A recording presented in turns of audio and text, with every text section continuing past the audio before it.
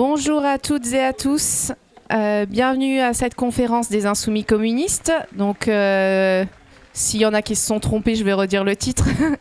Écologie et communisme face aux impasses capitalistes, le communisme au service de notre programme.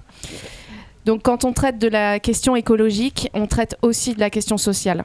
Dans notre modèle actuel, ce sont les plus précaires qui subissent les pires conséquences. Donc, vivre dans des passoires et des bouilloires thermiques, se contenter de la malbouffe ultra transformée de l'agro-industrie, être souvent écarté des modes de transport décarbonés, etc. Et on en a tous parfaitement conscience que dans ce mouvement de la France insoumise, que l'écologie ne peut pas se penser autrement que radicale et anticapitaliste. On doit changer notre modèle. Faire de l'écologie dans l'économie de marché, c'est pas possible. Et donc, on a la chance d'avoir aujourd'hui à nos côtés donc Béranger Cernon, député cheminot de l'Essonne, qui siège en commission développement durable sur les questions de transport et de la forêt. Catherine Couturier, députée de la Creuse de 2022 à 2024, qui elle aussi était en commission développement durable à l'Assemblée. Et Pierrick Monet, agriculteur sociétaire de la fromagerie coopérative de la Combe du Val et co-animateur du groupe de travail agriculture et alimentation de la France insoumise.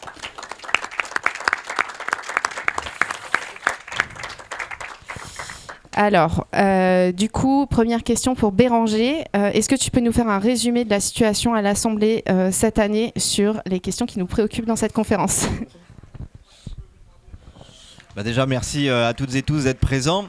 Le résumé de la situation actuelle à l'Assemblée nationale et plus largement sur toutes les décisions qui sont prises, c'est qu'aujourd'hui, on peut observer des reculs très importants en matière d'écologie. Non pas parce qu'il n'y a pas d'urgence ou parce qu'il n'y a pas des conséquences qui sont aujourd'hui visibles dans le paysage, mais tout simplement parce qu'aujourd'hui, on est dans un système capitaliste, ça a été rappelé, qui déjà a été construit à une époque où la question du dérèglement climatique ou la question de l'urgence climatique n'était pas ce qu'il est aujourd'hui, mais qui en plus a été fondé sur des principes de rentabilité.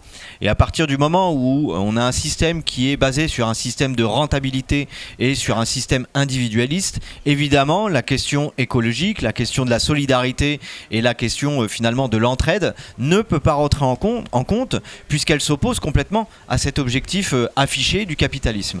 Et donc aujourd'hui on a besoin de repenser différemment, on a besoin de refonder les choses et on le voit à l'Assemblée nationale, le fait d'avoir un bloc central, un bloc je sais pas quoi, la social-démocrate ou bref, allié à un bloc d'extrême droite, eh bien ça nous amène à des reculs très importants qui vont peser énormément d'une part sur l'économie, puisque partout où il y a des conséquences sur le climat, eh bien on voit que ça coûte beaucoup plus cher que si on avait su anticiper à une certaine époque et finalement prendre les mesures nécessaires.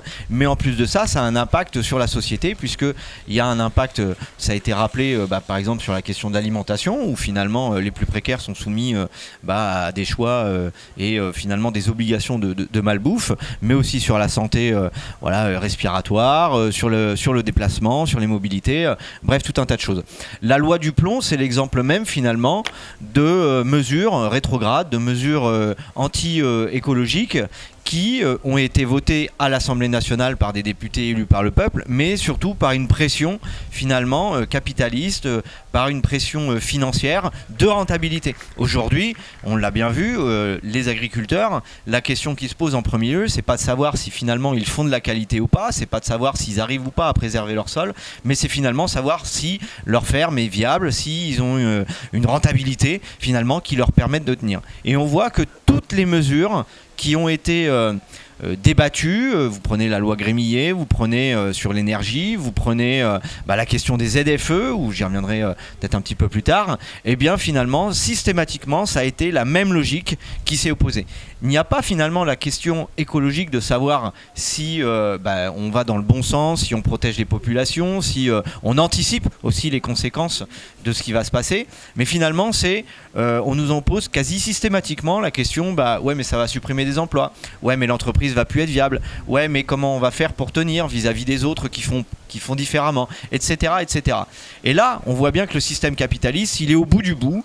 Il essaye finalement de survivre, et il va encore plus loin que ce qu'il faisait auparavant, où il essayait de s'accommoder un petit peu avec le climat, il essayait de s'accommoder un petit peu avec les questions sociales. Aujourd'hui, on voit que tout est balayé d'un revers de la main parce que le capitalisme n'arrive plus à faire suffisamment de rentabilité, et donc il est en train de taper sur tout ce qu'il peut taper. Et les reculs aujourd'hui qu'on connaît en termes d'écologie sont bien évidemment dramatiques sur le plan humain, mais aussi sur le plan sociétal, parce qu'on voit que finalement ça oppose les uns aux autres, et systématiquement ce sont les plus précaires, ce sont les plus fragiles qui se retrouvent mis finalement en difficulté. Vous savez, quand dans une société on commence à débattre beaucoup plus d'une aide, par exemple de la rentrée, de 400 € d'aide pour les fournitures scolaires, alors qu'il n'y a quasiment aucun débat sur un rapport qui a mis en exergue qu'il y avait plus de 210 milliards d'aides aux entreprises, et que finalement on ne sait pas trop où c'est que ça passe, et puis on ne sait pas trop comment c'est utilisé, eh bien on se rend bien compte que notre société elle tourne pas bien rond, et qu'il y a un problème quelque part. Donc oui, le communisme qui pense sur le bien commun, qui pense aussi sur le long terme, eh bien c'est une des solutions qui peut être apportée sur la question écologique, qui est liée évidemment à la question sociale et à la question sociétale.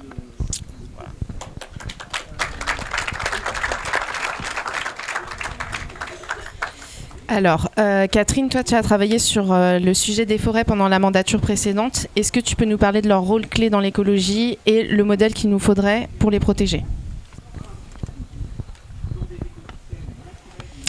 Oui, et Béranger a repris le travail justement qui avait été mené sur l'exercice, sur le mandat 2022-2024.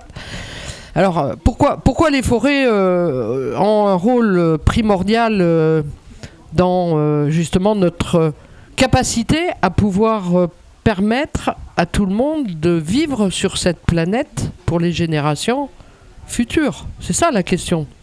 C'est que la forêt, comme d'ailleurs les océans, ont ce rôle de capteur de CO2 qui est hyper important, parce que c'est nos poumons pour pouvoir vivre sur la planète.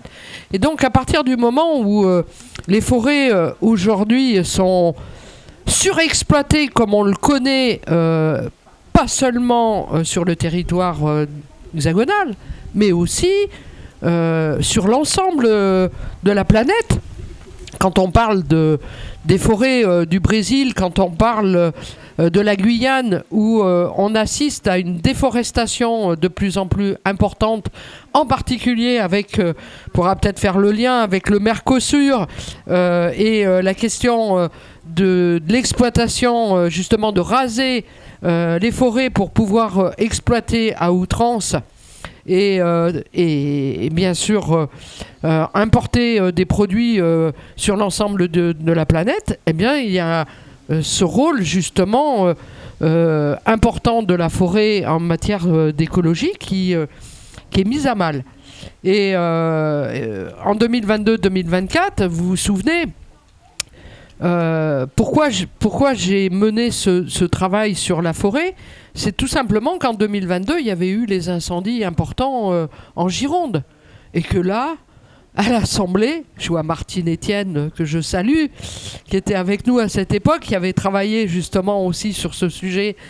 Eh bien, tout le monde dans l'hémicycle nous disait « C'est pas possible, ces incendies, il va falloir prendre des mesures, faut pas que ça se renouvelle. » Ok. Chiche. Résultat des courses, qu'est-ce qui s'est passé ?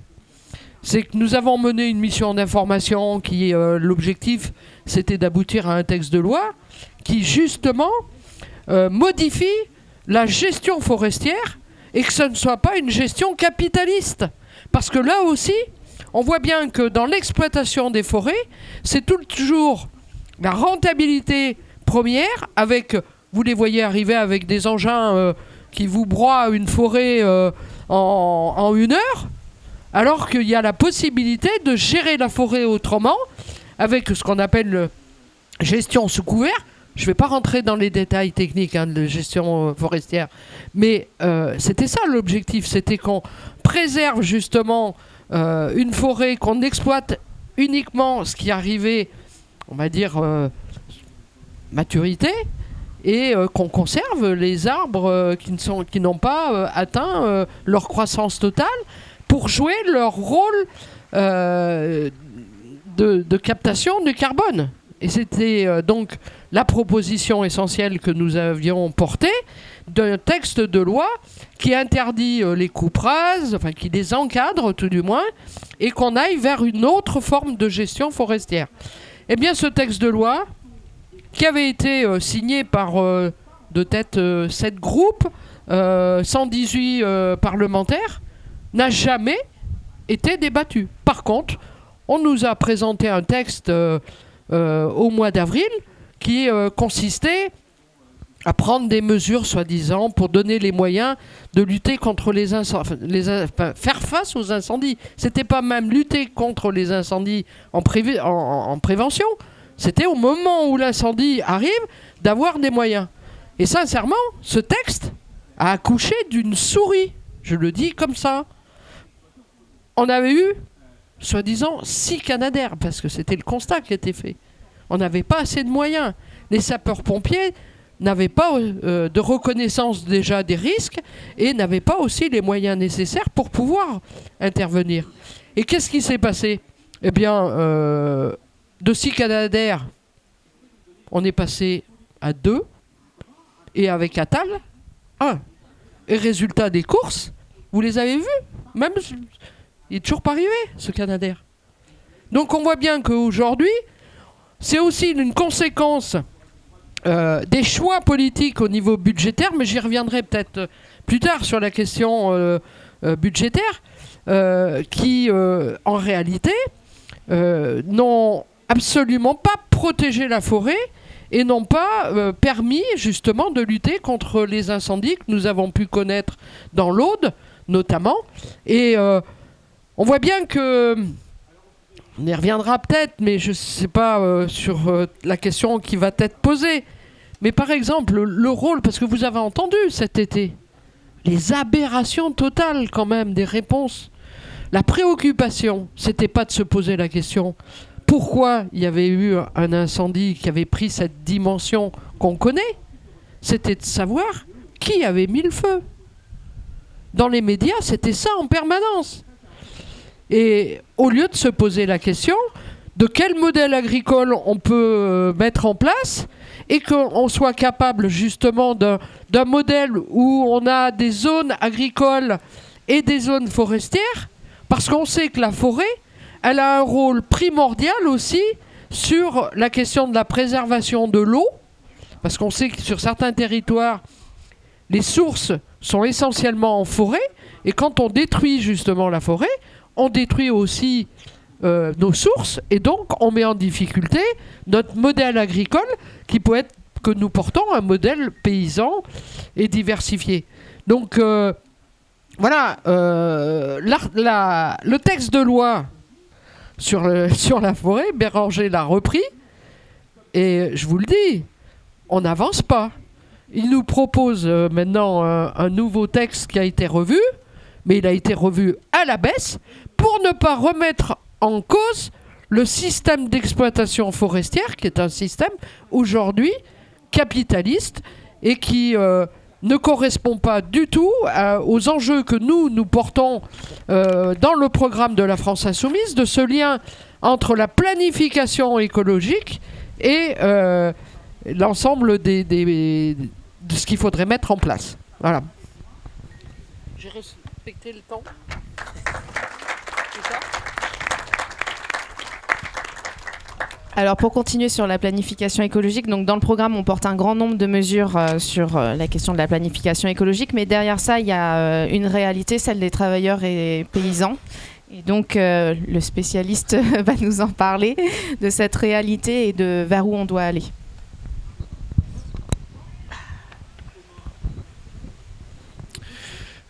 Alors cette question, dans le programme de la France Insoumise, aujourd'hui il y a 400 000 agriculteurs et dans le programme on annonce qu'il en faudrait au moins 300 000 de plus. Alors c'est une estimation qui est un peu timoré, puisque la Confédération paysanne dit qu'il en faudrait quasiment 1 million, et les organisations de développement agricole disent qu'il en faudrait 2 millions. Alors pourquoi il faut augmenter le nombre d'agriculteurs pour répondre à cette question? Je vous donne un exemple. Aujourd'hui, avec 8 hectares de blé, vous faites un emploi de paysan boulanger qui vend son pain. Avec 100 hectares de blé que vous vendez à une grande entreprise pour faire des pâtes Panzani, vous arrivez à peine à vivre. Et pour les vaches laitières, c'est pareil. Avec 10 vaches, vous faites vivre un couple qui fait du yaourt.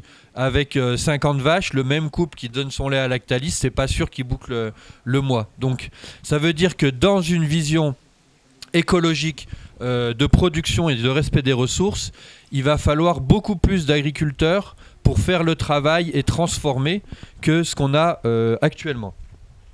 Alors on les a pas et on n'aura jamais assez d'enfants de paysans pour les avoir, si tant est que tous les enfants de paysans veulent devenir agriculteurs, ce qui n'est pas du tout le cas. Donc la grande bataille de l'écologie, de mon point de vue, c'est qu'il faut créer un désir alors d'agriculteurs, d'agricultrices, mais aussi dans d'autres secteurs stratégiques. Il va falloir qu'il y ait des gens qui ont envie de faire de la rénovation énergétique. Il va falloir qu'il y ait des gens qui ont envie de faire des vêtements. Je prends l'exemple, ceux qui connaissent la marque 1083, c'est à Romans-sur-Isère, donc c'est juste à côté. Il en faudra des milliers, des gens comme ça, qui fabriquent des vêtements d'une autre manière qu'avec les grandes chaînes de distribution. Dans la forêt, il faudra des bûcherons. Aujourd'hui, on n'a pas assez de bûcherons. Il faudra des gens pour travailler le bois, il faudra des gens dans la métallurgie. Donc la vraie question pour moi du défi écologique, une fois qu'on a bien fait le constat que ça ne va pas, c'est de se dire qui travaillera pour faire ce qu'il y a à faire.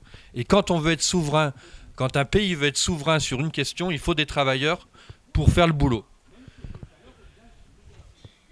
Donc il faut sortir en partie de la situation du citoyen électeur qui veut de l'écologie, pour rentrer dans un avenir où on a des travailleurs producteurs qui produisent de l'écologie. Je pense que c'est là l'apport qu'on peut amener avec une analyse communiste, c'est d'aller sur la bataille de la production. Il s'agira donc d'être pour davantage de production d'agriculture biologique, de logements économes, mais aussi de culture par exemple. D'un point de vue culturel, il faudra aller vers moins de grands spectacles consommateurs d'énergie et plus de citoyens qui font de la guitare et qui divertissent les gens autour d'eux. C'est ça aussi la question communiste de la question écologie. C'est à un moment, on ne va pas faire tourner des centrales nucléaires si personne peut utiliser l'électricité pour se chauffer, si on doit faire des grands spectacles pour divertir et assurer le show de 3 vedettes, quoi. C'est des vraies questions qu'il va falloir se poser tous ensemble. Et il va falloir créer le rapport de force dans la bataille de la production. C'est ça l'apport communiste, car l'enjeu du capitalisme, c'est bien celui qui domine dans le champ du travail. C'est ça le rôle du capital, c'est de dominer dans le champ du travail. Et donc c'est à nous de nous battre en tant que travailleurs pour qu'on reprenne la main sur comment on produit, qu'est-ce qu'on produit, vers où on produit, pour qui on produit. C'est ça la grande bataille, à mon avis. Et c'est d'ailleurs l'histoire de toute société, de redéfinir en permanence quel type de travail on a. Pour certains, ça vous renverra à certaines lectures que vous avez pu faire. Il nous faut donc des travailleurs aussi qui sachent dire non dans leur entreprise à l'extension sans fin du capitalisme prédateur de ressources naturelles, dans leur entreprise, mais dans leur service public aussi. Il y a encore trop de gens qui acceptent que leur administration détruise des ressources naturelles pour aménager un parc de logement, pour aménager des autoroutes. Il y a encore trop de gens qui disent pas assez non. Donc c'est aussi ça notre travail, c'est de leur donner le courage de dire non et d'arrêter de vouloir sans cesse avoir des projets qui dévastent les ressources. Et puis des gens qui, dans leur entreprise, amènent les nouvelles idées pour produire autrement. Parce que, en fait, on a déjà les compétences pour faire autrement de la construction, faire autrement de l'agriculture. Seulement, moi, je le vois à l'échelle de ma coopérative, et c'est un travail de longue haleine de convaincre son voisin, de dire tu pourrais peut-être arrêter de faire comme ça, pour faire comme ça, parce que c'est moins consommateur en pétrole, c'est moins consommateur en produits chimiques. Mais comme les gens, on ne leur tient pas la main sur le volant du tracteur toute la journée, on ne peut pas les empêcher de faire. Donc c'est un travail de très très longue haleine qui demande des résultats pour que les gens ils vous croient et ils fassent comme vous. Et puis pour soi-même aussi, nous on a besoin aussi d'être convaincus par d'autres qui ont fait des expérimentations ailleurs pour avoir d'autres idées. Alors ça vient à une idée, c'est que de mon point de vue, c'est bien la demande qui fait l'offre. C'est-à-dire que si les travailleurs changent les modes de production, les consommateurs, ils achèteront ce qu'ils trouveront. Et si à un moment, on produit que de l'agriculture biologique, les consommateurs, ils achèteront que de l'agriculture biologique. Et c'est bien pour insister sur le fait qu'on change bien, on passe du citoyen consommateur au citoyen producteur et on se pose la question de la production en premier et pas forcément de dire « Ah ben si je change mes modes de consommation, ça changera ». Non, s'il n'y a pas de paysans pour vous produire des alimentations bio, vous n'irez pas en acheter, il n'y en aura pas assez. Donc il faut qu'on produise massivement de ce côté-là. Et il nous faut donc des insoumis insérés au cœur des forces productives. Sans travailleurs prêts à travailler autrement, le risque est grand pour que, par miracle, on gagne une élection, mais que si sur le terrain, on n'a personne pour mettre en œuvre les changements, ça ne changera rien. Et parce qu'il ne faut pas oublier quelque chose, c'est que les artisans, les paysans, les commerçants sont majoritairement de droite, voire de plus en plus d'extrême droite.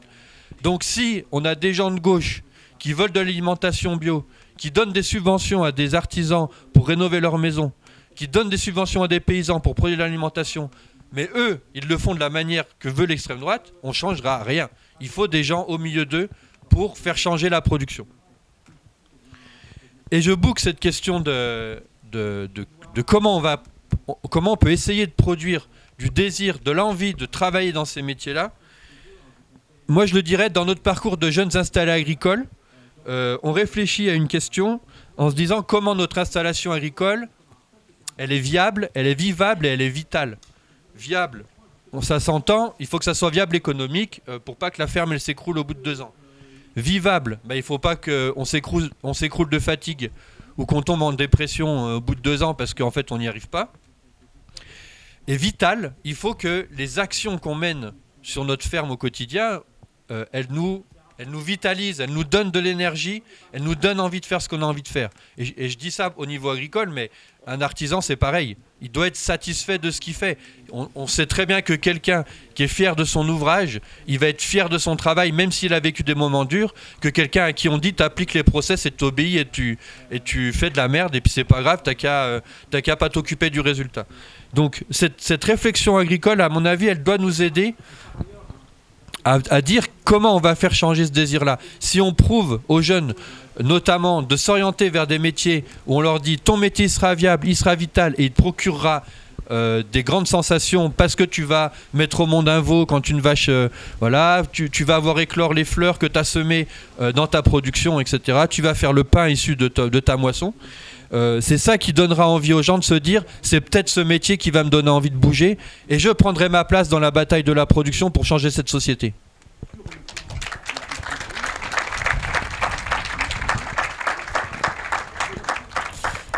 On revient à Béranger. Est-ce que tu peux nous détailler un exemple concret de texte à l'Assemblée nationale qui pourrait être pertinent face à la crise écologique, mais qui ne peut en aucun cas fonctionner dans le modèle capitaliste actuel ? Alors, la question de l'écologie, elle est très présente dans la société et on la retrouve quand même un petit peu à l'Assemblée nationale, encore heureux d'ailleurs, mais sous des formes très différentes et évidemment avec des objectifs là aussi très différents. Ça a été rappelé, à partir du moment où on est dans une société capitaliste, dans une société productiviste, il y a un certain nombre d'obstacles qui se dressent face à la question centrale de l'écologie finalement, du bien commun et de comment faire finalement autrement.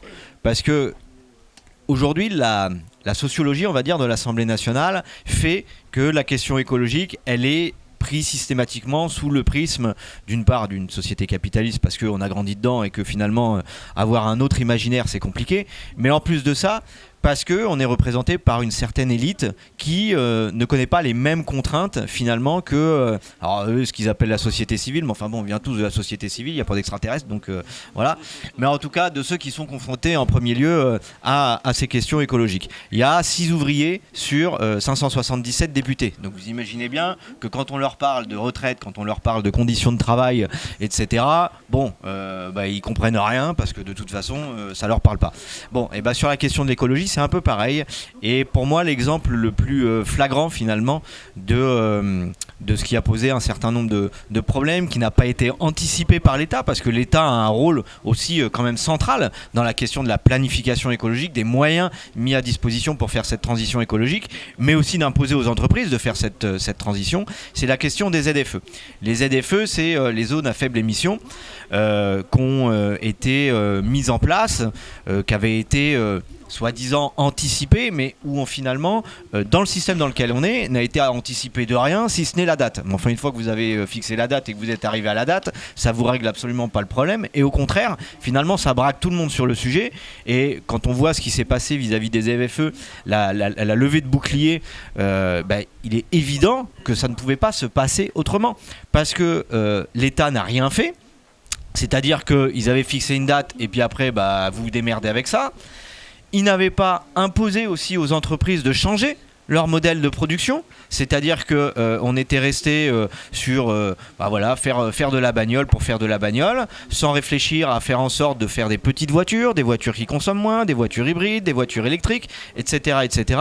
Et aujourd'hui, vous vous retrouvez avec un mode de production de bagnole où la voiture électrique est à 35 000 euros. Très clairement, quand vous avez déjà pas assez pour vous bouffer et pour vous payer 2 repas par jour, vous n'allez pas mettre 35 000 euros dans une voiture. En plus de ça, ce qu'on a appelé les zones à faible émission, c'est un mec, il est arrivé, il a pris un point, il a pris un compas, il a fait un rond, il dit ça c'est toute la ZFE. C'est pas comme ça qu'il faut regarder. Il faut regarder ça dans son ensemble, c'est-à-dire que là où il y a des transports en commun, en effet, on pourrait peut-être se dire là on la passe en zone à faible émission parce qu'il y a un transport alternatif, parce qu'il y a une prise en charge qui peut être faite par la commune ou par l'intercommunalité, mais en tout cas pas laisser les personnes comme ça finalement se démerder, parce qu'aujourd'hui la conception de l'écologie dans le capitalisme, c'est de dire en gros c'est l'individu, c'est de l'individuel et tu te débrouilles avec ça et c'est ta responsabilité et de ta seule responsabilité, alors que non, la responsabilité elle est avant tout collective, mais elle est aussi de la responsabilité de l'État, et on voit bien que la démission de l'État sur la question de l'écologie, on l'a subie notamment à travers la question des ZFE. Et oui, la question des ZFE, c'est l'exemple même de ce qu'il ne fallait surtout pas faire et de ce qu'il ne faut surtout pas refaire, parce que quand vous voyez, pareil, là aussi les projections qu'il peut y avoir, par exemple, l'arrêt de la vente de voitures thermique à partir de l'horizon 2035, là aussi, si on ne se retrouve pas avec une anticipation de la part des industriels, une anticipation de la part de l'État, on aura un recul très important, parce que les gens ne pourront pas faire cette transition de manière individuelle et il faudra qu'elle se fasse de manière collective. Et bien évidemment qu'on a conscience que les personnes qui subissent le plus la question des gaz à effet de serre, ce sont les personnes les plus fragiles, ce sont les personnes les plus précaires. Mais qui est obligé aussi d'habiter le plus loin des villes ? C'est les personnes les plus fragiles et les plus précaires. Qui est obligé de prendre sa bagnole parce qu'il n'y a pas de transport en commun, parce qu'il n'y a pas de service public, parce qu'il n'y a pas une démission complète de l'État ? Là aussi, c'est les personnes les plus précaires. Donc c'est bien tout le système qu'il faut revoir dans son ensemble. C'est pas un seul bout par un seul bout, c'est bien un ensemble, et avec une intervention de l'État qui planifie, qui aide à faire cette transition, que ce soit du côté du citoyen, parce que c'est bien joli de filer des primes, mais c'est pas ça qui règle le problème, mais aussi au niveau des industriels, parce qu'on voit bien que nos entreprises françaises, elles ont absolument rien anticipé, et qu'on est complètement en dehors de la plaque, en dehors finalement de tout ce qu'il faudrait faire. On le voit aujourd'hui, l'industrie automobile est en crise, et la seule réponse aujourd'hui qui est apportée à cette industrie automobile, c'est de dire faites encore plus de bagnoles, comme ça on va en vendre encore plus et on va encore faire encore plus de produits, de profit. Sauf qu'à partir du moment où les gens n'ont plus d'argent, forcément ils vont pas acheter de voiture, et finalement c'est le serpent qui se mord la queue. Donc on va encore filer des aides aux entreprises, alors qu'il faudrait au contraire réfléchir avec eux à comment faire en sorte peut-être de renationaliser, pour que l'État assume ses responsabilités, mais qu'en plus de ça, elle puisse faire la transition écologique et permettre d'avoir un autre mode et de consommation et de production.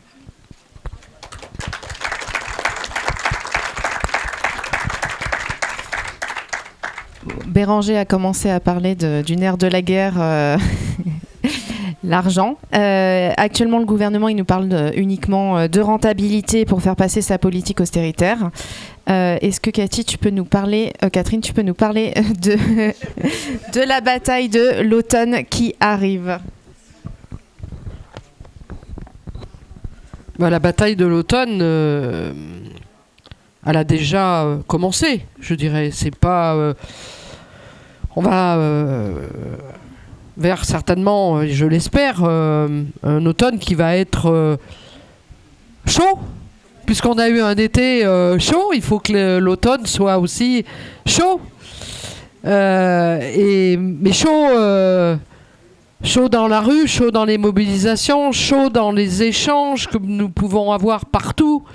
Et bien sûr qu'il faut que ça soit chaud aussi à l'Assemblée nationale. Il faut que Bayrou, son gouvernement, soit censuré. Et il ne faut pas qu'il soit censuré. Il y en a certains, là, j'entends des voix... qui disent « Oh, on va attendre le budget, la discussion et on verra. » Non, c'est tout de suite. C'est tout de suite parce que les enjeux écologiques, on ne peut plus attendre. Et donc, à partir de là, on ne peut plus attendre. Bien sûr qu'il va falloir, il faut censurer Bayrou, il faut que son plan d'austérité tombe. Et il faut aussi que demain... ce soit nous qui prenions le pouvoir. Et ça, il y aura nécessité, à un moment donné, Bayrou et toute sa clique. Et il faut... Macron, faut qu'il dégage aussi. Donc, il nous faut porter un programme de rupture, parce que sans programme de rupture, les questions écologiques, on n'y arrivera pas. Je ne vais pas revenir sur tout ce qui a été dit. Et vous avez entendu certainement hier Mathilde Panot lors de la conférence sur les pesticides. Mathilde, elle a annoncé que dans notre niche parlementaire, on reviendrait sur le texte de la loi du plomb. Parce que la loi du plomb, alors oui, le Conseil constitutionnel a censuré un certain nombre d'articles, mais les méga-bassines sont toujours dedans. La question des fermes-usines, c'est toujours dedans. Alors moi, cela étant, il y a des espoirs quand même, parce que la rentrée, on parle du 10 septembre, mais il y a aussi toutes les luttes qui sont en cours, toutes les initiatives qui existent. Et je pense que nous, en tant qu'insoumis communistes, il faut aussi qu'on soit partout. Il faut qu'on soit dans les associations. Il faut qu'on soit sur le terrain. Je pense à un exemple.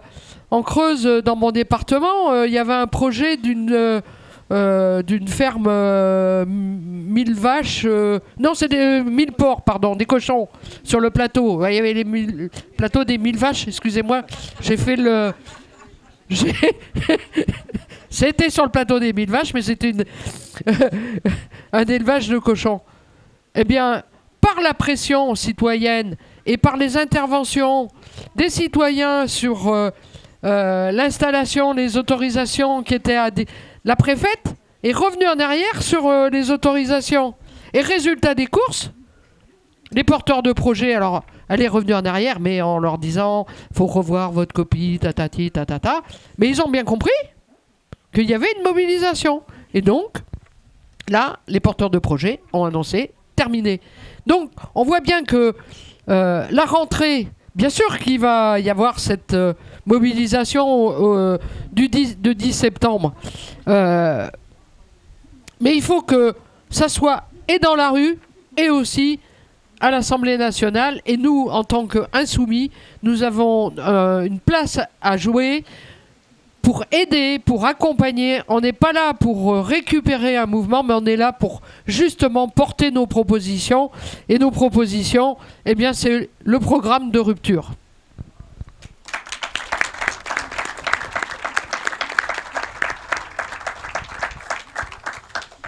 Et donc, dernière question pour Pierrick.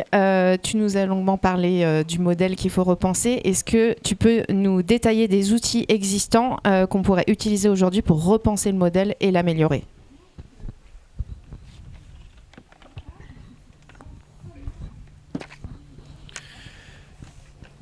Alors, donc première réflexion déjà que je voulais vous partager. Repenser le modèle, oui. Mais il y a un truc qu'il faut qu'on fasse attention, c'est qu'on ne sauvera pas la planète. Alors je m'explique en 2 mots. Je laisse ça plutôt aux chrétiens évangéliques de sauver le monde. Nous, on va le transformer. Je pense que c'est quelque chose qu'il faut qu'on se dise. La planète, elle a vécu 4 milliards d'années avant nous. Elle vivra 4 milliards d'années après nous. Elle nous mangera. On était poussière, on deviendra poussière. Et nous, on fait notre travail et on transforme les choses. Ça, c'est le premier point. Alors, qu'est-ce qu'on peut trouver finalement dans l'ordre existant ? Finalement, est-ce qu'il y a des déjà là communistes qu'on pourrait utiliser pour transformer notre modèle agricole et notre modèle écologique ? Moi, j'en ai vu plusieurs à partir du modèle agricole qu'on pourrait adapter à d'autres solutions. La première chose, c'est la question des coopératives, c'est-à-dire l'égalité un homme, une voix dans les entreprises. Par contre, ce que nous apprend l'agriculture, c'est qu'il y a plusieurs sortes de coopératives. Vous avez les coopératives où on partage seulement le matériel et chacun produit ce qu'il veut. Vous avez les coopératives où on met tout en commun et on décide ensemble ce qu'on produit, comment on le produit au jour le jour. Et vous avez des coopératives comme la mienne où on met en commun seulement le fruit de notre travail, à savoir le lait. Après, celui qui va avoir 10 vaches, il a 10 vaches. Celui qui va en avoir 30, il en a 30. Celui qui veut traire à 6h du matin, celui qui veut traire à 8h du matin, ils font ce qu'ils veulent.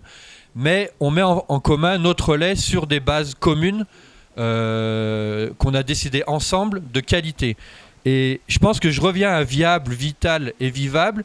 Il y a aussi ça, c'est-à-dire que dans un modèle écologique alternatif, il faut qu'on puisse donner envie aux gens de se dire on mettra en commun, par contre, votre sensibilité personnelle, elle sera respectée. Et si vous êtes plus quelqu'un qui voulait travailler tout seul, vous travaillez tout seul et vous partagez seulement le fruit de votre travail. Il va falloir construire des modèles qui soient adaptables aussi aux envies des gens et aux désirs des gens. On n'imposera pas de faire des colcos à tout le monde pour produire un seul truc qu'on a décidé ensemble. Ça, je pense que c'est vraiment une leçon de l'histoire. Le deuxième truc, en tant que communiste, évidemment, c'est la question de la propriété. Intervenir sur la propriété. Et c'est quoi la différence entre un monde capitaliste et en tout cas une société qui avance vers le communisme? C'est la question de la propriété d'usage. C'est-à-dire qu'il faut qu'on utilise des solutions où la propriété des moyens de production n'est qu'un outil pour produire et n'est pas un moyen de spéculation ou un moyen d'enrichissement personnel. C'est-à-dire que si je gagne ma vie, c'est par mon travail et pas parce que j'ai revendu ma ferme super cher à un petit jeune qui voulait absolument faire ça et que j'ai bien arnaqué sur le coup. Et donc, aujourd'hui, on a des modèles. J'en citerai un, c'est le Larzac. C'est-à-dire que quand le Larzac a été finalement annulé de faire un camp militaire en 81, les terres qui étaient récupérées par l'État ont été louées sur 99 ans à pas cher par l'État au collectif local. Et le collectif local, depuis, gère la transmission des terres et des maisons qui sont dessus. Et donc, si vous voulez vous installer agriculteur sur le Larzac, quand vous arrivez, vous louez pas cher, vous avez une maison, et quand vous partez, vous ne revendez rien, vous rendez juste à la collectivité l'usage du bâtiment et l'usage de la maison. Et celui qui vient d'après, il n'a pas besoin de racheter, il reprend en l'état en relouant. Et ça, c'est très très important parce que c'est ce qui protège la ressource. Puisqu'en fait, au lieu de toujours vendre et acheter et produire plus pour racheter plus cher ce qu'on a revendu plus cher, et etc., on est juste dans un système où on utilise ce qu'on a besoin pour perpétuer la production qu'on a besoin. Et ça, ce système sur Larzac, il est vertueux puisqu'aujourd'hui, le Larzac, c'est le seul endroit de France où il y a plus d'installations que de départ à la retraite en agriculture. Donc ça, c'est quand même un indicateur d'une vitalité d'un modèle.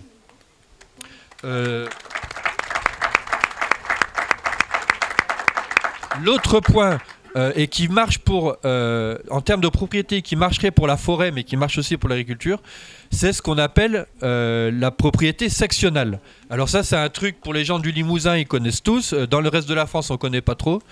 La propriété sectionnelle, en fait, c'est dans les communes, vous avez des bois et des terrains agricoles qui appartiennent à la commune mais qui ne sont pas gérés par la commune. Et en droit français, c'est texto écrit comme ça, c'est les gens qui habitent sur le territoire de la section de commune qui décident ensemble ce qu'ils font de la forêt et du terrain qui est mis à disposition. Et on n'a pas le droit de le vendre et il faut l'avis unanime de tous les habitants du hameau pour faire quelque chose du terrain. Et par exemple, Si vous déménagez, vous n'avez plus le droit de donner votre avis sur le hameau. Si vous emménagez, que vous êtes un néo-rural, vous avez le droit de donner. Vous êtes dans l'entité. Et ça, c'est quelque chose qui existait avant la Révolution française et qui a survécu après la Révolution française. Et cette propriété collective, elle empêche de brûler des forêts pour aller les vendre les sapins. Elle empêche de détruire des terres agricoles, puisqu'il faut l'unanimité de tous ceux qui habitent.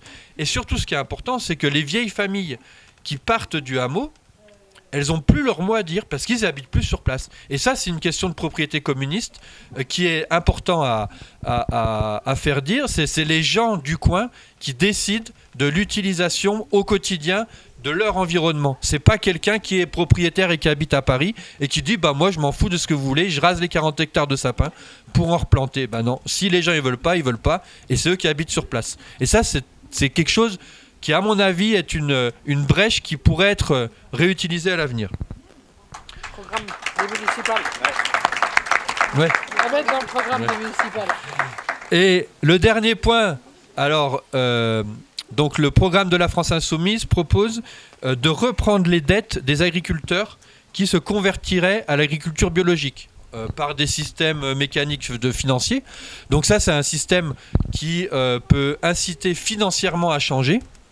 Par contre, c'est que incitatif, c'est pas pénalisant. Et ça ne résout pas tout, puisqu'il y a des gens qui ne veulent pas être en agriculture biologique, mais qui veulent quand même produire sans produits chimiques, qui n'ont pas envie de se convertir et de rentrer dans un modèle où il faut payer un conseiller, etc. Donc, peut-être que la question qu'on pourrait poser, c'est celle de qui aujourd'hui finance la pollution agricole. Et en fait, il y a un acteur que tout le monde connaît, c'est le Crédit Agricole. Donc, une position insoumise communiste, mais une position insoumise en général, ne serait pas de se contenter d'apurer les dettes, d'éponger les dettes. Il faut qu'on soit bien en delà de ce qu'il faut faire. Donc la question, moi je la pose, c'est qu'en 81, le gouvernement a nationalisé les banques. Une mesure écologique de bon sens serait de nationaliser le Crédit Agricole pour reprendre la main sur le Crédit Agricole et en faire un outil de transformation écologique avec des prêts, ou pas de prêts, mais des subventions aussi, mais où l'argent il ne sert plus à polluer, mais on dit tu produiras dans ce sens-là. En ce sens, on répond à la question de la planification écologique. La planification écologique, ça sera ça. On donnera des subventions aux gens qui produisent dans un certain sens et on n'en donnera pas aux gens qui produisent dans un autre sens. C'est très martial, peut-être comme je le dis, autoritaire, mais c'est le fonctionnement des subventions et je pense qu'il faudra y réfléchir pour avoir une planète qui reste, et je termine là-dessus, viable, vivable et vitale.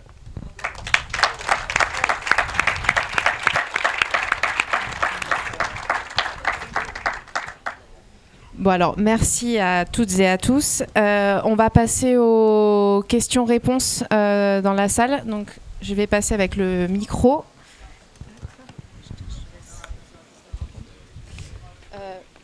On va faire en paritaire, un homme, une femme, et puis au bout de 5 questions, on demandera de répondre.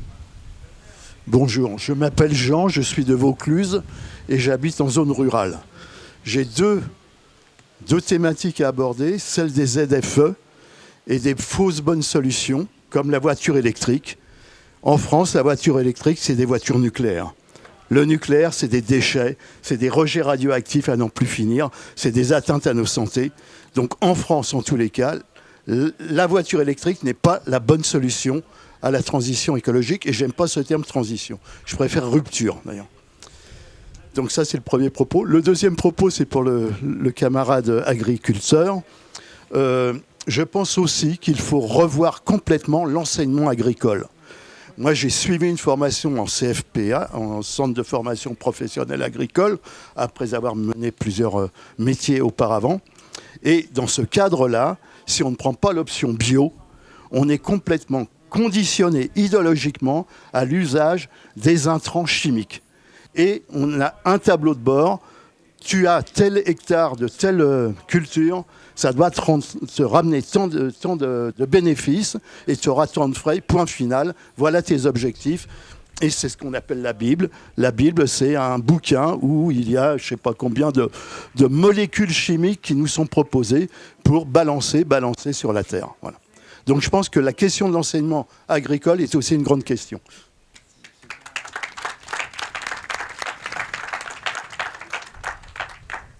Bonjour. J'ai deux questions en une. La première, ça concerne ça va surtout tourner autour un peu de ce qu'on appelle la souveraineté alimentaire. La première, c'est j'aimerais avoir un peu votre avis sur ce qu'on appelle le traité Base Plant, donc le traité végétalien qui est un traité européen.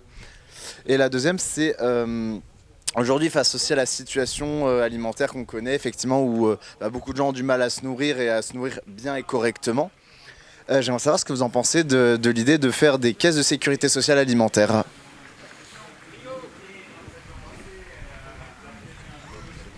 Salut, Bruno de Paris. Justement, je viens dans la suite de ce qui vient d'être dit. Je suis membre du groupe de travail de la France Insoumise pour la sécurité sociale de l'alimentation. Et donc, on va co-organiser avec le groupe de l'AFI, mais aussi les Verts et les autres, et peut-être même d'autres groupes à l'Assemblée, un colloque cet hiver sur justement la sécurité sociale de l'alimentation. Et ça répond, et c'est très communiste et écologique et communiste, la sécurité sociale de l'alimentation, comme pour la sécurité sociale de la santé. Ça nous permet de faire des collectifs citoyens locaux qui décident eux-mêmes avec quels agriculteurs ils vont travailler, avec quels transformateurs ils vont travailler et avec quels distributeurs ils vont travailler. Il y a déjà une quarantaine d'expérimentations en France et il y a une proposition de loi qui est en cours de discussion chez nos députés pour que nous créions la 6e branche de la Sécu, la branche de la sécurité sociale de l'alimentation. C'est complètement complémentaire à ce qui était dit tout à l'heure et c'est très important parce que travailler des collectifs de sécurité sociale de l'alimentation, et c'est lié aussi au communal, au municipal, pardon, moi je suis dans la commune de Paris à fond, au communalisme, et donc ça nous permet donc de travailler la démocratie et la réappropriation par les citoyennes et citoyens de leur alimentation, mais aussi de leur santé, mais aussi de la production, de la transformation, du foncier. Il y a toutes les questions, c'est complètement transversal et c'est complètement structurel comme attitude. C'est pas que Bernard Friot, c'est beaucoup plus large et il faut qu'on puisse élargir encore le mouvement et le faire connaître. Donc j'invite tous les camarades sur vos territoires à être dans les collectifs ou à les créer, les collectifs de sécurité sociale de l'alimentation. Il y a un site internet du collectif national avec lequel on va faire le colloque et ça c'est important et c'est déjà du communisme existant.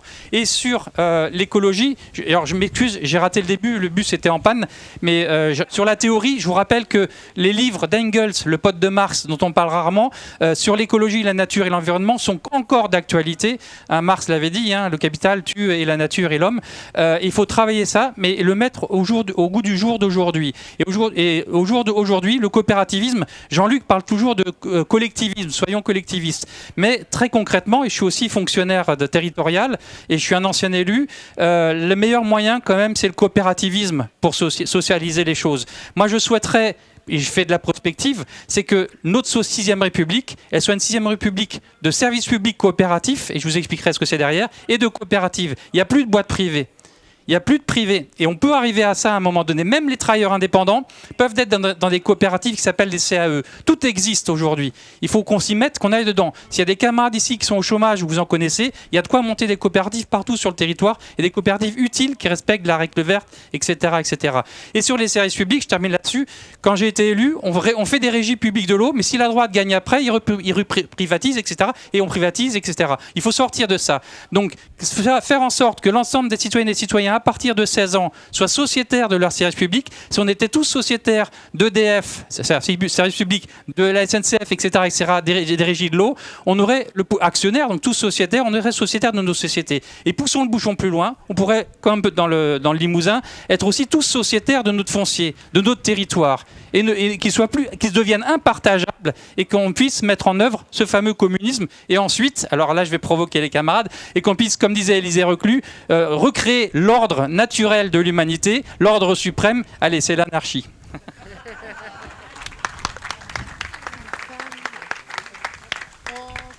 fait une réponse et je reviens après.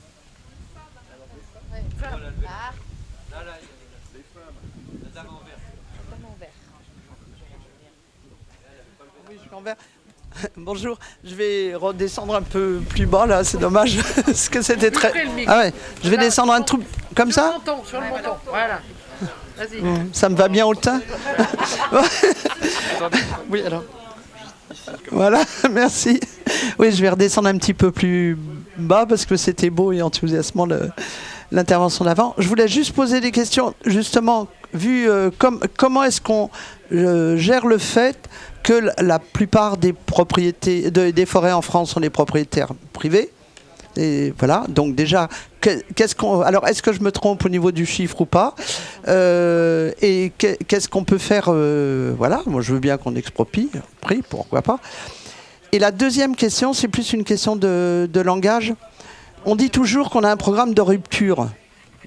Mais de rupture avec quoi ? Et je trouve qu'on ne devrait pas se contenter, puisque la rupture, elle peut être atroce aussi, hein. En Allemagne nazie, il y a eu une rupture. Enfin bon, voilà. Donc, je trouve que ce serait bien qu'on répète, ça peut être de rupture avec le capitalisme, de rupture avec les politiques, avec les politiques de profit, je sais pas, qu'on trouve une formule bien sûr courte et englobante, mais ne pas rester simplement dans la. C'est pas c'est pas une valeur en soi la rupture. Il faut savoir pourquoi. Voilà. Merci.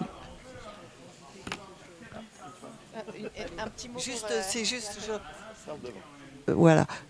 De savoir comment convaincre les grands agriculteurs qui ont de betteraves, par exemple, qui ont beaucoup d'hectares.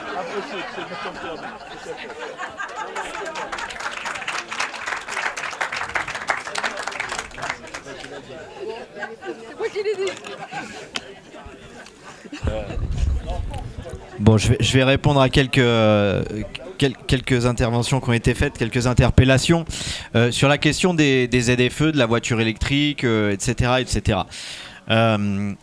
Il faut qu'on sorte du modèle du tout bagnole. Aujourd'hui, dans la plupart des ménages, on a 2 voitures, alors qu'une seule voiture pourrait suffire. Et puis, il faut penser aussi, finalement, maillage territorial. Parce qu'aujourd'hui, on a un certain nombre de gares, un certain nombre d'endroits qui n'est plus desservis par des transports en commun et qui obligent, finalement, à l'utilisation de la voiture. Mais au-delà de la question de l'utilisation de la voiture, finalement, c'est l'utilisation sur quel périmètre ? Parce que si l'utilisation de la voiture, si c'est uniquement, on va dire, pour aller dans une gare, uniquement pour aller à un point à covoiturage, j'y crois pas trop, mais de bus ou je ne sais quoi, ça peut être la voiture électrique, pourquoi pas. Mais c'est vrai qu'aujourd'hui, l'utilisation de la voiture, de la manière dont on utilise la voiture aujourd'hui n'est pas la bonne utilisation, et il faut sortir de cette utilisation-là, où on l'utilise sur des distances beaucoup trop longues, et surtout on les utilise finalement pour aller d'un point 1 jusqu'à la destination finale, alors qu'il faudrait réussir à la laisser à un endroit pour pouvoir utiliser des transports en commun. Et aujourd'hui, il y a un truc qu'on ne parle absolument jamais, et j'en profite parce qu'il y a une étude qui est sortie fin juin et sur laquelle on va appuyer énormément, c'est sur le coût de la voiture, parce qu'on nous parle énormément du coût du train, on nous parle énormément des infrastructures, etc., mais on nous parle jamais du coût de la bagnole. Le coût de la bagnole, on est sur des chiffres absolument astronomiques, c'est énorme, c'est près de 300 milliards d'euros qui sont utilisés dans la bagnole, sur l'entretien des routes, sur les subventions, sur la pollution, etc., le coût de la congestion aussi routière, et ce n'est jamais pris en compte. Et c'est vrai que la ruralité aujourd'hui, il ne faut pas l'opposer finalement à la ville, où beaucoup disent t'as qu'à prendre les transports en commun. Moi je viens de la ruralité, je peux vous dire qu'avant de trouver un transport en commun, vous allez mettre un certain temps, et puis alors vu que c'est un peu vallonné quand vous allez prendre votre vélo en hiver, je vais vous dire vous êtes super content, hein. Alors vous allez avoir une belle piste cyclable, mais enfin bon, ça sert à rien du tout. Non, c'est pas comme ça qu'il faut réfléchir. Ce qu'il faut réfléchir, c'est comment réussir à réduire l'utilisation de la voiture, sortir finalement du tout bagnole. On va pas se passer de la voiture, on va toujours l'utiliser, mais il faut moins l'utiliser, et et puis aussi changer le modèle de voiture qu'on a, parce que aujourd'hui on voit partout des SUV. Est-ce qu'on a besoin d'avoir un SUV pour monter un trottoir ? Franchement, non, ça ne sert à rien. Une petite voiture suffit largement. Sur la question de la sécurité sociale de l'alimentation, je laisserai répondre les camarades, mais ça remet au centre aussi la question des cotisations sociales. Parce qu'aujourd'hui, notre modèle de société, notre modèle finalement social est attaqué de toutes parts. On entend beaucoup là, Nicolas qui paye, Nicolas qui paye. Il veut moins de taxes, mais enfin bon, il aimerait bien quand même profiter des hôpitaux gratuits, de l'école gratuite, des transports gratuits, et des machins et des bidules. Ouais, mais Nicolas, il y a un moment, ça marche pas comme ça, mon garçon, quoi.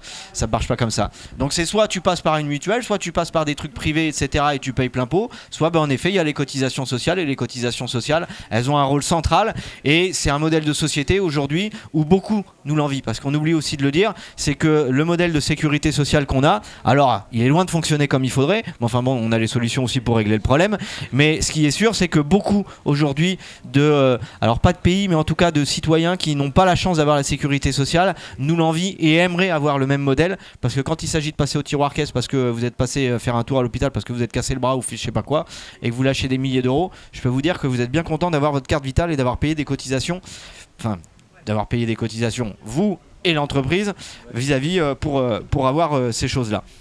Sur la question de la rupture avec le capitalisme, en fait, la question, elle se pose systématiquement lorsqu'on veut arrêter avec quelque chose. Par exemple, quand on se pose la question de la censure Bayrou, une fois qu'on s'est posé la question de la censure Bayrou, on va pas s'arrêter là. Parce que si c'est pour avoir le même Playmobil dans la seconde qui suit, ça sert à rien. On a eu la même chose avec Barnier. C'est la question finalement de la rupture, mais aussi de qu'est-ce qu'on arrive à construire derrière. Et la question finalement... de la rupture avec le capitalisme et du modèle de société qu'on va mettre derrière, il sera inspiré évidemment du communisme. Ce ne sera pas un modèle calqué parce que le monde a changé, le monde a évolué et il faut bien vivre avec son temps et vivre avec ce qui nous entoure et les contraintes qui peuvent nous entourer. Mais évidemment qu'on va s'appuyer sur un modèle qui a été réfléchi, qui a été construit. Comme je dis, on ne va pas inventer l'eau chaude, ça ne sert à rien. Mais par contre, ce qui est sûr, c'est que oui, quand on parle de rupture derrière, évidemment, on a déjà anticipé le coup d'après et il s'agit de mettre en place une 6ème République, un autre modèle social où on aurait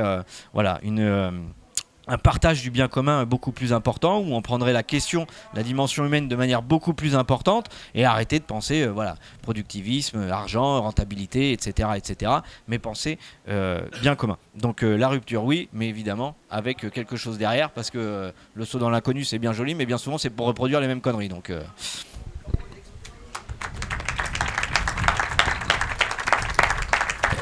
Je vais juste rajouter un élément sur ce qu'a dit Béranger par rapport à la question du véhicule électrique.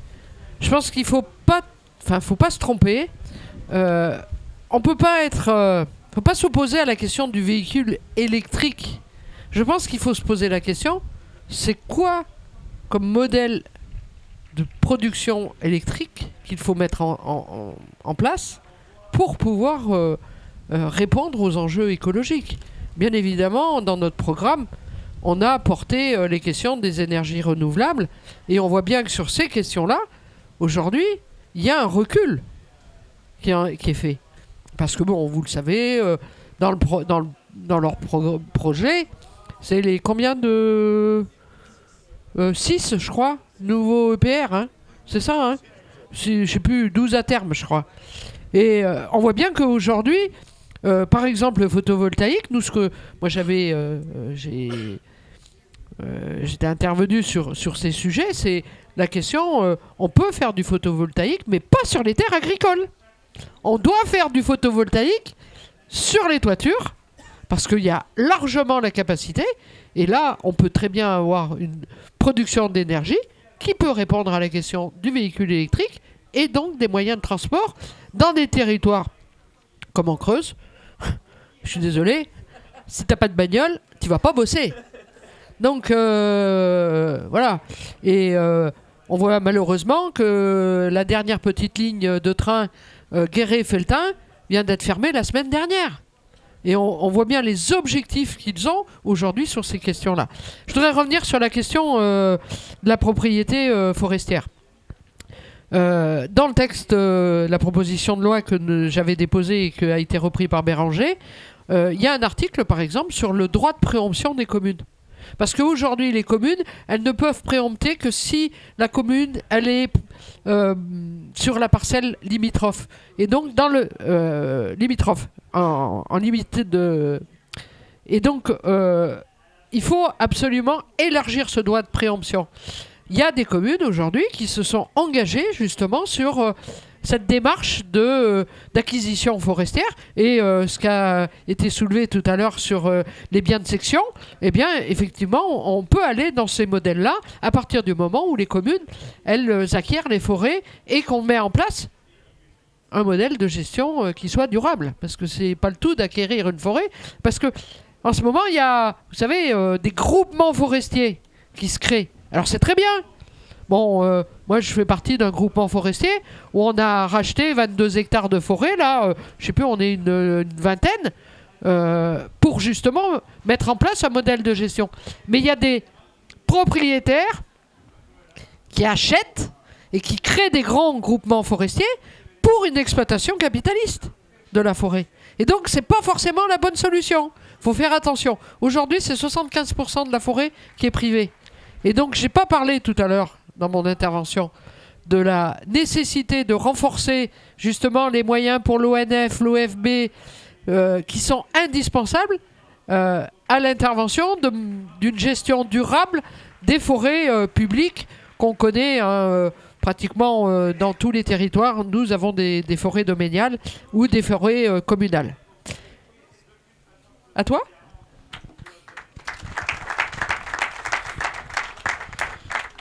Alors on peut d'ailleurs raccrocher la question de la forêt à l'agriculture parce que par exemple dans les Corbières où il y a eu ce fameux incendie, vous avez des producteurs de porc dans des petits villages et en fait la forêt comme les Corbières avec du pin voire du chêne de Méditerranée, c'est des forêts où on peut mettre des porcs dessous qui sont à l'ombre, ils grattent la terre. Vu la terre qu'il y a, de toute façon, ça abîme pas grand-chose. Et ils peuvent se nourrir avec les glands des chênes qui tombent. Alors, quel lien je fais avec ça ? C'est que, une forêt entretenue, c'est une forêt où il y a moins d'incendies. Donc, on crée de l'emploi et on crée de la production. Et en même temps, on participe à l'entretien de l'environnement et ça crée des barrières au feu. Et ça, c'est quelque chose d'important parce que on donnera pas non plus envie aux gens de dire faut sauver la forêt pour sauver la forêt. Enfin, je veux dire aujourd'hui, qui a envie d'aller passer sa journée à aller ramasser du petit bois et aller débroussailler des petites branches tous les ans dans une petite parcelle. Enfin, je veux dire, c'est fastidieux aussi. Donc, il faut qu'on ait un modèle écologique où les tâches à réaliser de manière écologique soient faciles à faire et ne soit pas un truc qu'on nous ramène au Moyen-Âge et c'est la corvée du village et on y va à 100 et on trafique à la main. Voilà, c'est quelque chose aussi qu'il faut qu'on réfléchisse. Il faut qu'on donne envie de faire les tâches à faire, mais que ça soit pas rébarbatif. Et donc cette question de la forêt, elle prend place dans le milieu agricole. Et alors, le lien que je fais, je vais répondre à la question sur la question végétalien.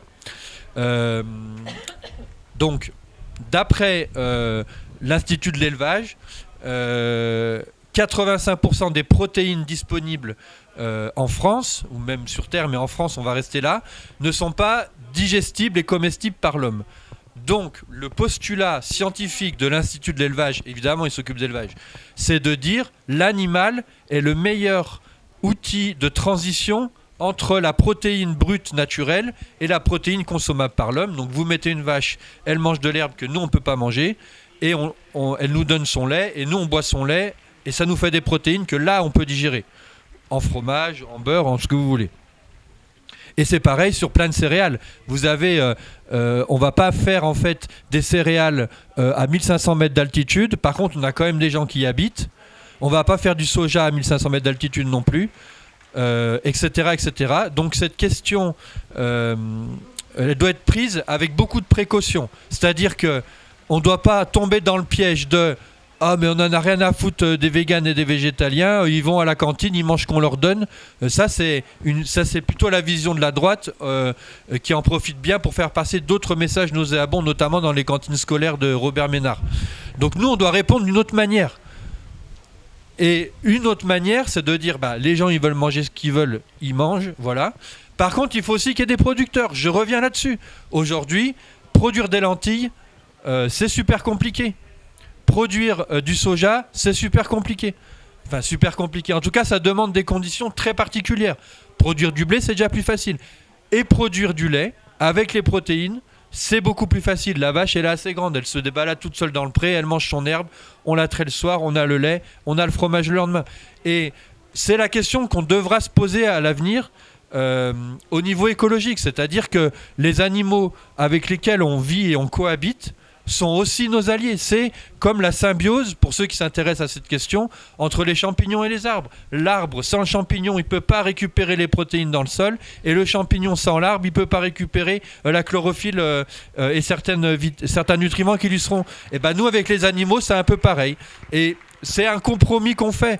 Peut-être ça ne plaît pas à tout le monde, mais c'est aussi un compromis écologique, et on doit vivre avec ce compromis écologique.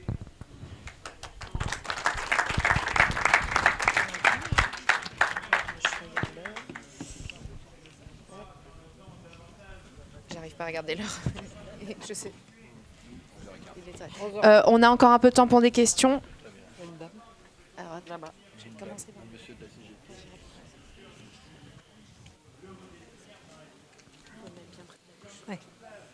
Nelly, j'habite en Provence, dans une commune rurale, et on a un problème démocratique qui n'a pas été évoqué, qui est la gestion par les métropoles. Parce que oui, ce sont des élus, ce sont des maires. Le problème, c'est que les mairies ont perdu beaucoup de pouvoir qui a été donné aux métropoles, qui fait n'importe quoi.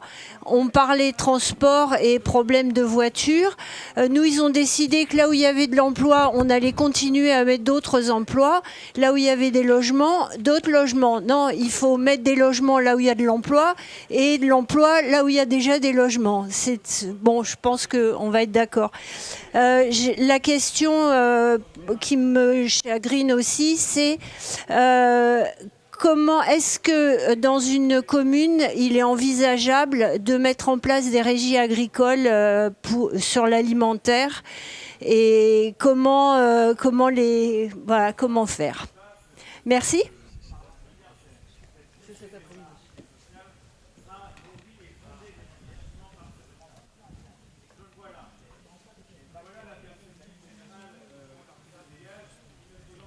Bonjour Ilyes, j'habite à Clermont et on a vu l'année dernière et cette année aussi que dans le Puy-de-Dôme aussi il y a de plus en plus de départs de feu. C'est un truc assez nouveau qu'on ne voyait pas vraiment avant.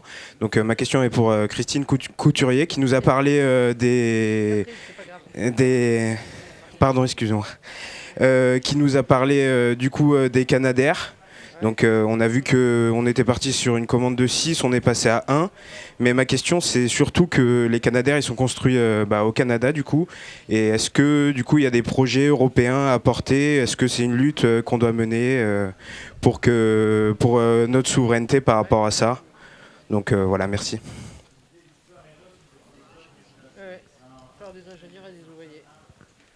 Merci. Maxime de Bretagne.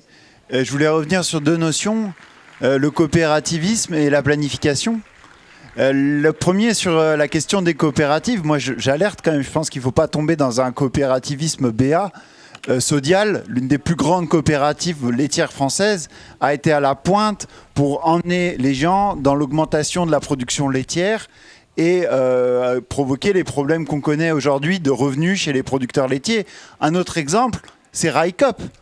Raikop, l'entreprise, moi je suis un sociétaire malheureux de Raikop, bon, j'y croyais pas vraiment, mais je trouve admirable l'idée de refaire circuler des lignes transversales et c'était l'idée que les usagers deviennent sociétaires de leur entreprise. Moi je pense qu'aujourd'hui en tant qu'Assoumis, il faut être réaliste dans une logique, du coup ça me permettra d'aborder le deuxième point, mais de planification écologique, les rôles de grands services publics nationalisés d'État reste quand même très important. Et d'ailleurs, le camarade agriculteur parle bien de nationaliser le Crédit Agricole, ancienne banque coopérative.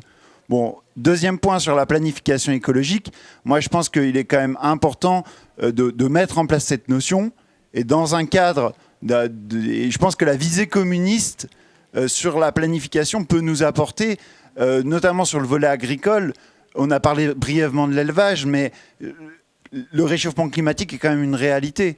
Et si on ne sauve pas la planète, il faut quand même adapter notre modèle agricole. Et je pense que l'élevage laitier, tel qu'on l'a connu aujourd'hui, était déjà en complète voie de déshérence. Aujourd'hui, il n'y a plus aucune collecte laitière, par exemple en PACA. Ça n'existe plus, quoi, pour ainsi dire, dans certains départements de PACA. Et je pense qu'il va falloir remettre de l'élevage, mais de l'élevage différent, c'est-à-dire réinstaller de l'élevage ovin, du coup bloquer les traités de libre-échange avec les pays d'Océanie qui nous importent du mouton. Ça va permettre de prévenir les incendies parce que c'est quand même quelque chose de très important, le pâturage des ovins pour limiter l'enfrichement. Et donc tout ça rentre dans une visée de planification écologique qui, pour moi, est indissociable aussi de notre projet sur la 6ème République. Voilà pour quelques points. Beaucoup de questions. Et, tout à fait. Est-ce qu'il y en a d'autres ? Là, devant.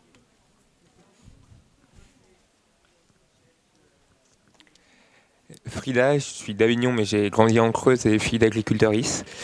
J'avais Ouais, à la fois une question mais aussi une remarque pose souvent vis-à-vis du rôle qu'on peut avoir en militante, mais aussi des députés de la France Insoumise vis-à-vis de la FNSEA notamment et du discours qu'on porte sur eux, et de rappeler, parce que les médias mettent bien en exergue, et ce qui est un frein à la lutte écologique, le fait que la FNSEA porterait réellement la parole des agriculteuristes, et que donc lorsqu'ils sont favorables à la loi du plomb, tous ceux qui s'opposent à la loi du plomb sont contre l'agriculture. Et donc de rappeler que déjà le réel projet agricole que porte la FNSEA, qui est un projet d'agro-industrie, et notamment par le fait de pouvoir rappeler que le président de la FNSEA est lui-même patron de grosses industries, a des entreprises au Brésil, et donc vis-à-vis du Mercosur, on voit bien quels sont ses intérêts. Et là-dessus, la question que j'ai plus d'un point de vue possibilité d'action législative, c'est moi le fait même qu'un patron soit président d'un syndicat qui est normalement un syndicat d'ouvriers, de travailleuses, je pense que d'un point de vue légal, je ne sais pas s'il y a un moyen d'avoir une action là-dessus, mais c'est quelque chose qui pose question.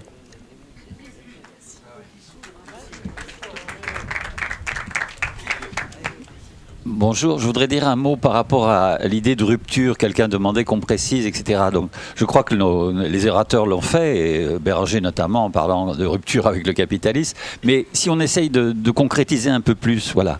On est dans une société qui nous propose quoi dans le système capitaliste? Qui nous propose de produire n'importe quoi du moment qu'ils peuvent le vendre. C'est ça, et donc qui s'appuie sur la consommation. Et tout ce qu'on a entendu par Pierrick et par les intervenants qui sont là, c'est de dire si on veut changer la société et notre mode de vie, il faut qu'on intervienne dans la production. Il faut qu'on dise comment on veut produire, pourquoi, à quelle fin. Parce qu'aujourd'hui, la crise écologique notamment est telle qu'il y a un risque pas de disparition de la planète, on ne peut pas dire les choses comme ça, mais il y a la catastrophe, elle est devant nous. Si ce système capitaliste qui consiste à produire n'importe quoi pour vendre continue, mais les catastrophes vont continuer. Et il y a une autre remarque aussi que je veux faire, c'est qu'on parle souvent dans notre programme de défendre notre écosystème, et je crois que peu à peu la France Insoumise évolue vers l'idée de défendre des écosystèmes. Parce que la question sociale, et nous comme communistes on est concernés par ça, la question des rapports sociaux, elle intervient aussi dans le développement de la crise écologique. Donc, par exemple, je veux dire, quand il y a un tsunami, c'est les populations qui sont dans des bâtisses le long de la mer qui en subissent, et Johnny Hallyday à Saint-Martin, qui a sa villa sur les hauteurs, elle ne le subit pas. Quand le niveau de la mer monte, tel qu'il est prévu, le Bangladesh peut avoir un tiers de son territoire qui est complètement sous l'eau, etc. Quand la canicule arrive l'été, les gens qui ont de l'argent disent je vais acheter une climatisation, mais les gens qui sont dans les HLM, ils crèvent parce qu'il n'y a pas d'isolation, alors qu'il y a des solutions. Elles sont peut-être onéreuses, mais rêvons. Par exemple, on peut construire des maisons, et pourquoi pas des HLM, en bois, paille et terre, voilà, merci. Voilà. Et moi, j'ai rencontré à Périgueux une copine insoumise qui a construit sa maison comme ça. Elle paye 5 € d'électricité par mois. Bon, et elle est protégée par cette maison-là. Et ça, s'il y a un investissement au niveau de la société pour faire tout ça, voilà. Et si j'ai le temps, une dernière chose. Ce qui est dit par Pierrick en particulier sur la nécessité de penser la production, c'est valable pas seulement dans l'agriculture, c'est valable dans tous les domaines. Béranger a cité des exemples sur la SNCF.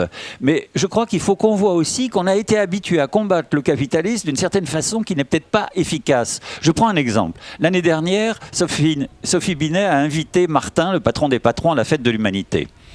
Et elle était interviewée en disant « Qu'est-ce que vous allez faire ? Qu'est-ce que vous allez faire ?» Et Sophie Binet a dit « Eh bien, nous, on a nos revendications. J'espère que Martin, il vient avec son carnet de chèques. » Voilà la dérive syndicale dans laquelle on est pensé. On ne pose plus le problème de la production. On laisse faire les patrons sur la façon dont ils organisent la production d'une façon qui est démentielle et qui est destructrice pour l'être humain et pour la société. Et après, on essaye d'aller quémander, de récupérer une partie des profits qui ont été réalisés. Il faut qu'on arrête avec ça. Il faut qu'on s'intéresse au travail et il faut qu'on dise voilà comment on veut travailler, voilà pour quelle fin, voilà comment on définit notre société. Voilà. Et c'est quelque chose pour la jeunesse aussi qui est important. important. Combien de jeunes, avec le système qui est mis en place, s'engagent dans des études qui les conduisent à des métiers qu'ils ne veulent pas faire? C'est extraordinaire, ça, qu'ils ne veulent pas faire, et notamment les ingénieurs agronomes dans l'agriculture. On les forme pour des métiers et ils ne veulent pas le faire parce que lui, on va détruire la planète si on fait ces métiers-là. Et donc, tout cela, et les communistes qui sont là, qui vous parlent, qui sont d'abord des insoumis, mais qui portent leurs valeurs communistes, ils se disent la société dans laquelle on veut être, c'est une société où ce que l'on fait dans le travail, mais dans la vie quotidienne, elle a un sens pour tout le monde. Parce que c'est ça le communisme, c'est la défense de l'intérêt général. On prend une dernière question.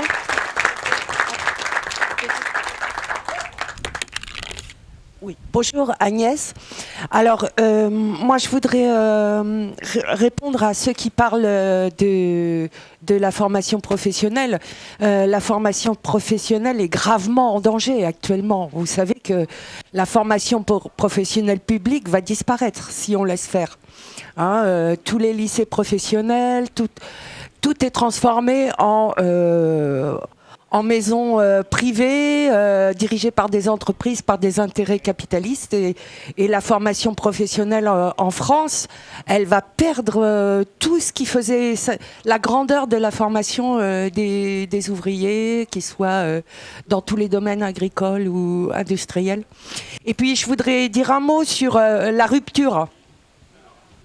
La chose qui nous appartient et qu'il ne faut jamais lâcher, c'est on ne nous fera pas taire. Et c'est la plus grosse rupture que l'on fait dans cette société. C'est-à-dire que jusqu'à présent, on laissait, on avait des députés, des sénateurs qui nous racontaient rien de tous les mécanismes et de tous les rouages qui faisaient qu'on était tous dans le pétrin. Mais nous, on détricote tout ça, on explique tout jusqu'au moindre détail, on va dans les coins et dans les recoins, et c'est ça la rupture. La plus grosse rupture, c'est de ne pas laisser les gens dans l'ignorance, de porter partout l'explication de pourquoi ça va pas, pourquoi ça ne marche pas, pourquoi on doit s'unir pour lutter ensemble.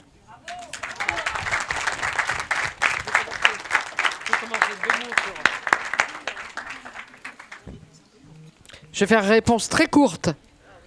Francis, j'en profite, suite à ton intervention, pour vous inviter aussi à suivre notre page Facebook des Insoumis communistes. Et d'ailleurs, le dernier texte porte sur cette question de la production et produire pour la demande ou produire pour répondre à une offre qu'on a des moments pas forcément besoin. Et c'est ça les questions. Je reviens sur la question des métropoles. Vous connaissez la position de la France Insoumise sur la question de l'intercommunalité, de la loi NOTRe et de la loi MAPTAM. Nous sommes toujours opposés à ces deux textes. Et bien évidemment qu'aujourd'hui, dans le cadre des élections municipales, nous avons tous intérêt, bien sûr, à préparer le contenu du programme pour la commune, mais aussi pour les intercos. Parce que si on ne prend pas en compte la question de qu'est-ce qu'on va porter aussi à l'intercommunalité, on passe aux côtés des grands enjeux, parce que je rappelle, quel que soit le statut de l'intercommunalité, la question du développement économique est la première des compétences pour toutes. La question de l'eau et de l'assainissement également.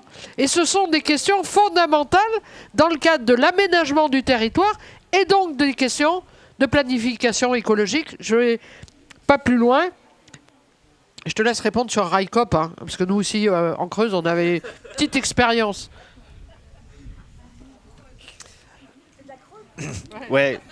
Sur la question de la FNSEA, parce que moi là-bas je suis syndicaliste et finalement la question qui se pose vis-à-vis de la FNSEA et des agriculteurs qui adhèrent à ce syndicat, c'est la question de à quoi sert un syndicat et comment représente finalement le syndicat, parce qu'en soi vous pourrez très bien par exemple adhérer au MEDEF en tant que salarié, hein. Après tout c'est un syndicat mais qui représente les patrons. La FNSEA c'est un syndicat qui représente les intérêts de l'agro-industrie.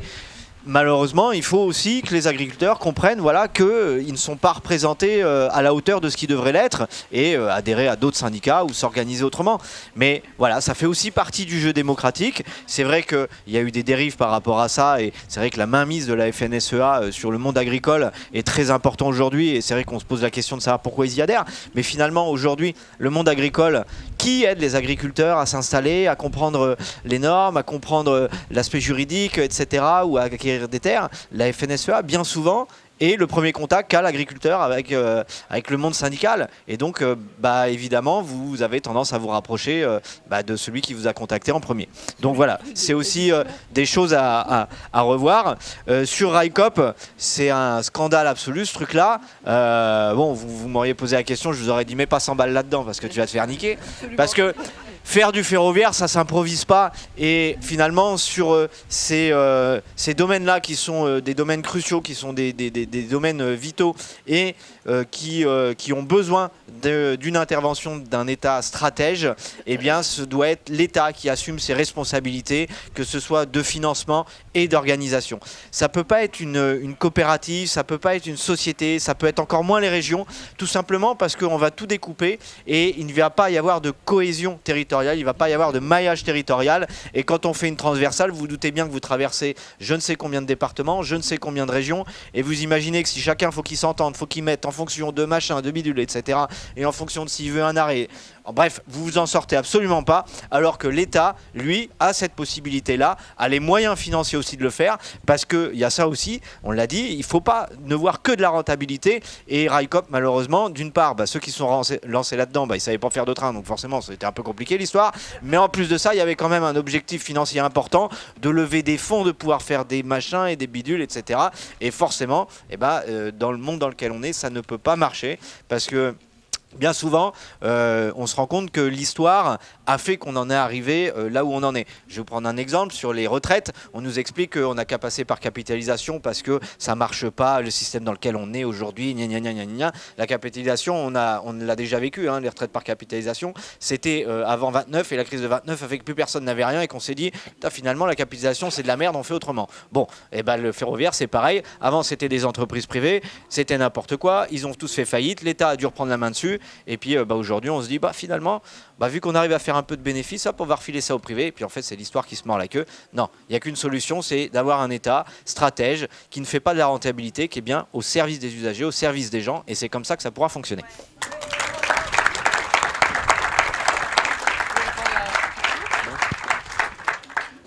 Alors il y a des gens qui ont fait des habiles transitions, puisque sur la question des régies publiques alimentaires, cet après-midi, on a un atelier sur quel rôle des communes dans la bifurcation agricole et alimentaire, où on aura des intervenants qui parleront de ça. Donc, je vous inviterai à aller dans cette conférence.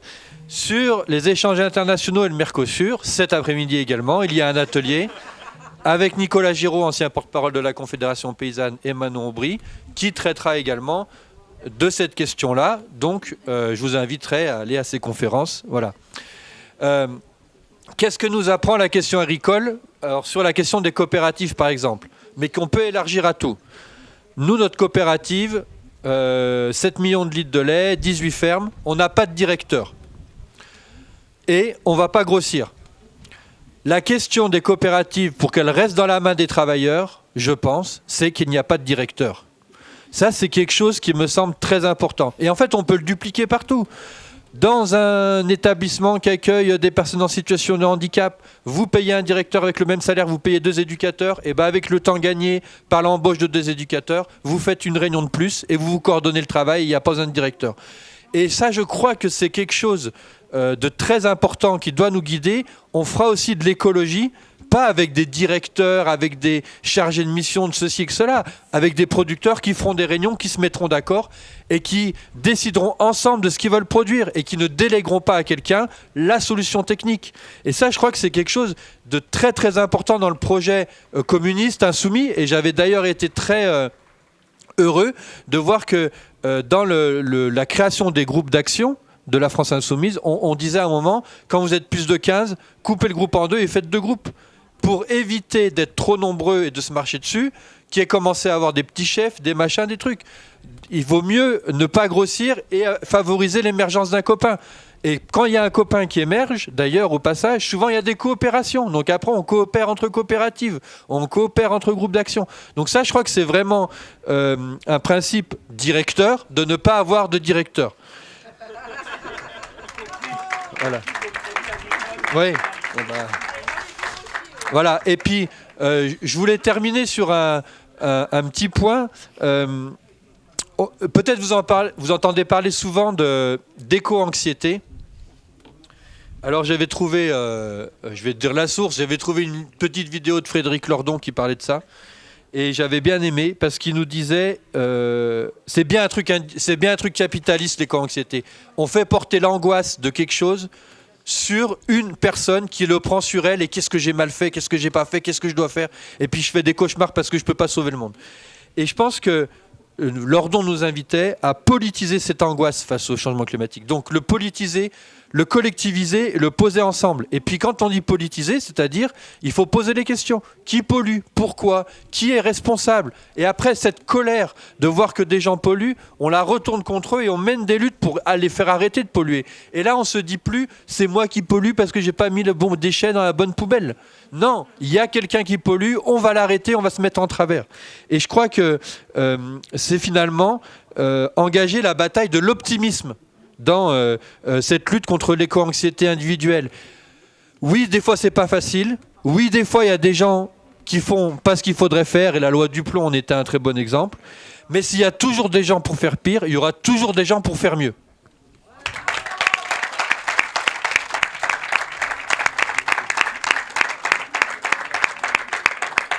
Demain, Assemblée Générale des Insoumis Communistes à 11h45, présidée par le Francis Parny, notre président, et c'est en salle Bel Air. Voilà. Dans le palais. Dans le palais. Merci à tous.